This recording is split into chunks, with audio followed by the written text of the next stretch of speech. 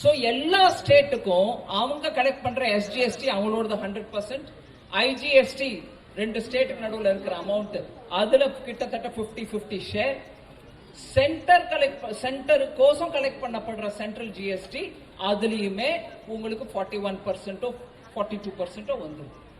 So இந்த பணத்தை வச்சுக்கிட்டு சென்ட்ரல் கவர்மெண்ட் ஒன்னும் பண்றது இல்ல, உங்களுக்கு தான் டைரக்டா போகுது. எங்களுக்கு வர பணம் கூட உங்களுக்கு எப்படி வருதுன்றத உங்களுக்குன்னா நம்ம எல்லாருக்கும் ஒவ்வொரு ஸ்டேட்டுக்கும் எப்படி வருதுன்றத எடுத்து விளக்கமா சொல்றேன். மெதுவா நீங்க உங்க பென்சிலை வச்சுக்காங்க, பேப்பரை வச்சுக்காங்க, வீட்டுல போங்க, கால்குலேட் பண்ணுங்க.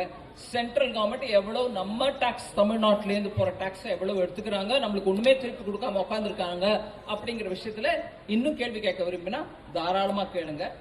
பட் ஒரே ஒரு விஷயம் தான், இதெல்லாம் நிர்ணயப்படுறது டைரக்ட் டாக்ஸ்ல எவ்வளவு பேர் எவ்வளவு எந்த ஸ்டேட்டுக்கு எவ்வளவு போனோன்றதுன்னா is given by the finance commission. ஏதோ தமிழ்நாட்டின் மேல விரோத மனப்பான்மையுடன் உங்களுக்கு வர வேண்டிய பணம் இல்ல கேரளாவுக்கு போக வேண்டிய பணம் நாங்க கொடுக்காம வச்சுக்கலைங்க. மாசாந்திரம் அந்தந்த டேட்ல போக வேண்டிய பணம் அந்தந்த ஸ்டேட்டுக்கு போகுது. அதை தவிர சில நாட்கள்ல சில மாதங்கள்ல அடுத்த மாசம் கொடுக்க வேண்டியதை முன்னாடியே கொடுத்துடுறோம். இந்த மாசம் ஐயோ கிறிஸ்துமஸ்க்கு செலவு இருக்குமே, தீபாவளிக்கு செலவு இருக்குமே, இப்ப பொங்கலுக்கு செலவு இருக்குமே முன்னாடியே கொடுத்துடுறோம். டிசம்பர்லயும் அப்படிப்பட்ட ஒரு அட்வான்ஸ் பேமெண்ட் கொடுக்கப்பட்டது. இதுக்கு முன்னாடி 3 முறை நானே கொடுத்திருக்கேன், எனக்கு தெரிஞ்சு நல்லா ஞாபகம். அதனால மோடி கேரண்டி அப்படின்ற ஸ்கீம் மூலமா நம்ம எடுத்துட்டு வரக்கூடிய திட்டங்கள் ஏழைகளுக்கு போய் சேரணும். நான் ஒரு மத்திய அரசு சென்ட்ரல் கவர்மெண்ட், நான் ஸ்டேட் கவர்மெண்ட், 2 பேர். நீ கவர்மெண்ட் நடத்துறியா கந்து வட்டி நடத்துறியா? என் வரியை எடுத்துட்டு போயிட்டு திருப்பி நான் மாசம் மாசம் உனக்கு தேவைப்படும் போது கொடுக்குறேன்னா உன் வேலை என்ன? ஒரு வேலையும் இல்லையா உனக்கு? நீ ஏன் என் வரியை எடுத்துட்டு போயிட்டு திருப்பி எனக்கு பிரித்து தரணும்? அந்த வரியை நீயே வச்சுக்கிட்டு நிர்வாகம் செய்யணும்னு சொல்ல தெரியாதா உனக்கு? வேலை இல்லாத வேலை பார்த்துக்கிட்டு இருக்கேன். நீ என்ன கந்து வட்டி நடத்திக்கிட்டியா? என் வரியை எடுத்துட்டு போயிட்டு திருப்பி நான் கெஞ்சணும், அப்புறம் திருப்பி நாங்களா? என்ன உங்க காசா? மாநிலங்களின் நிதி தானே மத்திய அரசுக்கு நிதி. மத்திய அரசுக்குன்னு ஒரு வருவாய் பெருக்கத்துக்கு நீங்க எல்லாம் இருக்கிறீங்க, படிச்ச பிள்ளைங்க. ஒண்ணு சொல்லு, எல்ஐசி இருந்தது, அதையும் 60 விழுக்காடு பங்கு வித்துட்டேன். என்ன இருக்கு? இந்த நாட்டின் பொது சொத்து, இதன் மூலமாக வருவாய் பெருக்கம் அப்படின்னு நடுவண் அரசுக்கு யாராவது சொல்லுங்க, இதன் மூலமா வருது. நாங்க கொடுக்குற காசு அதை வாங்கி வச்சுக்கிட்டு சேட்டை தானே. பேரிடர் காலங்களோட நான் உன்ட்ட பிச்சை எடுக்கணும். அதெல்லாம் எனக்கு இல்லை. எனக்கு ஒரே தாய்.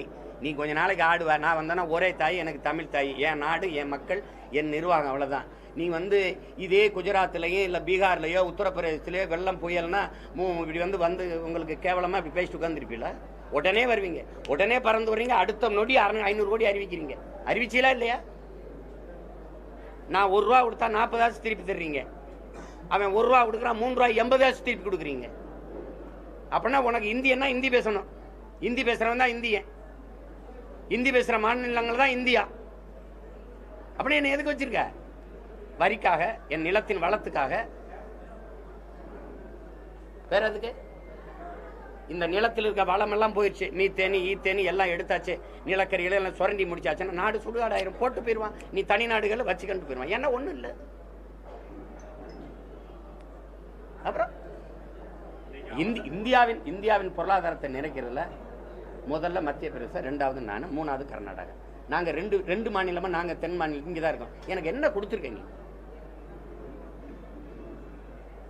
உட்கார்ந்துக்கிட்டு சரி அம்மா வந்தாங்கல்ல நிதியமைச்சர், நானும் தானே களத்துல நின்னேன். நான் ஊரா போய் மக்களுக்கு உதவிட்டு இருந்தேன். நீங்க என்ன பண்ணீங்க? சாலையில தம்பி, நீங்க சத்தியம் பேசுறேன் பாருங்க அண்ணன், சாலையில ஒரு ஓரத்துல ஒரு பெரிய இதை வச்சு தம்பி, அங்கங்க பாதிக்கப்பட்ட இடங்கள்ல படங்கள் எடுத்துட்டு வந்துட்டு அந்த படங்களை பெரிய அளவில் மாட்டி அதை இது பண்ணி வச்சுட்டு ஒரு பந்தலை போட்டு அதில் நின்று பார்வையிட்டு போறதுக்கு தம்பி, அங்கே இருந்துட்டு வாட்ஸ்அப்ல அனுப்பிவிட சொல்லிடலாமே. என்ன எதுக்கு வர்றீங்க? இப்போ இதே தான் அவரும் பண்ணார். ஓகி புயல்ல ஒரு இடத்துல அப்படியே படத்தை ஒட்டி வச்சிருந்தாங்க, பார்த்துட்டு போயிட்டாரு. அதுக்கு ஏன் நீங்க வர்றீங்க? இமெயில் இருக்கு, இன்ஸ்டாகிராம் இருக்கு, இன்டர்நெட் இருக்கு, வாட்ஸ்அப் இருக்கு, போட்டு விடுங்க பார்த்துருன்னா அங்கிருந்து பார்த்துடலாமே. எங்களை எங்களை மாற்றாண்டா எங்களை ஒன்று நாங்கள் உயிரே கிடையாது தம்பி. அவங்களுக்கு நாங்கள் ஒரு உயிரே கிடையாது. அவனுக்கு நான் ஒரு ஓட்டு, அவ்வளோதான். செய்திகளை உடனுக்குடன் தெரிந்து கொள்ள உடனே சப்ஸ்கிரைப் பண்ணுங்க.